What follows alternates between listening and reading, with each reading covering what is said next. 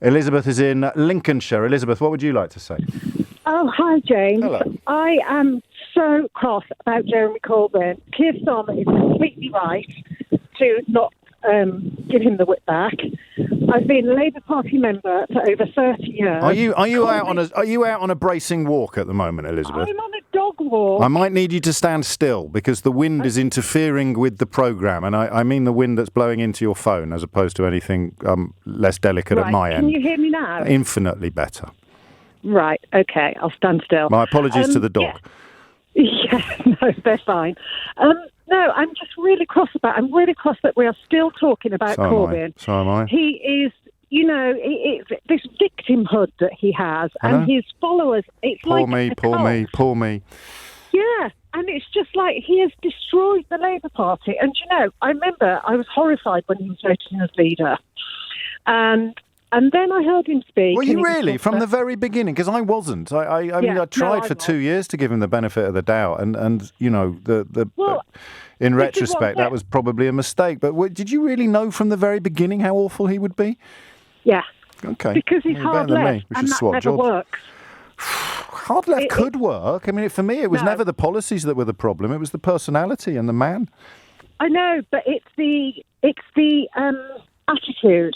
It's the attitude of ideological purity over anything practical, and their disavowal of anything good that the new Labour government may have done. It's just... So anyway, I heard him speak. You mean people like this? Someone's just tweeted while you've been talking, James O'Brien is an evil, evil person. You mean that's what you mean by the hard left? Yes, that's what I mean. Or the hard right, actually, but on this occasion it's the hard left. Yeah, exactly. They're indistinguishable their, yes. So, and it just makes me really cross. And Keir Starmer has made such a good start as leader, and I voted for him. And I just think... Well, you're cross then about the fact that this conversation is being had. I mean, we can decide another day whether or not it needs to be had. I would say that today it does because, this is a big deal. A PMQs is on the way. But when this will sound a bit unkind, but I think you know me well enough to know that it isn't meant to. When will you stop being cross about this? When he just shuts up and goes away. That's me told. Get those dogs.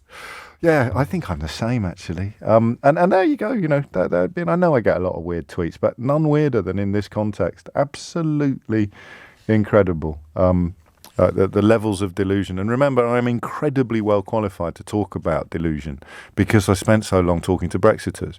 And all of the things that they told me that weren't true have now been proven not to be true. I said quite early on that the cult of Corbyn and the cult of Brexit were identical in many, many ways, but only one was going to get the chance to find out how wrong they were because Brexit was going to happen and Corbyn was never going to be Prime Minister. So they get to cling to the carcass of the completely false reputation that they built up around him. The single most useless political leader in the history of the United Kingdom.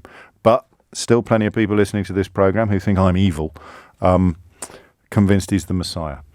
Coming up to 11:30. If he's that good, why doesn't he clear off and start his own party and surround himself with all the geniuses that are inevitably and inexorably drawn to the candle of his magnificence? That might be a plan. And then Elizabeth can stop feeling so cross about things when all she's trying to do is walk her dogs in peace.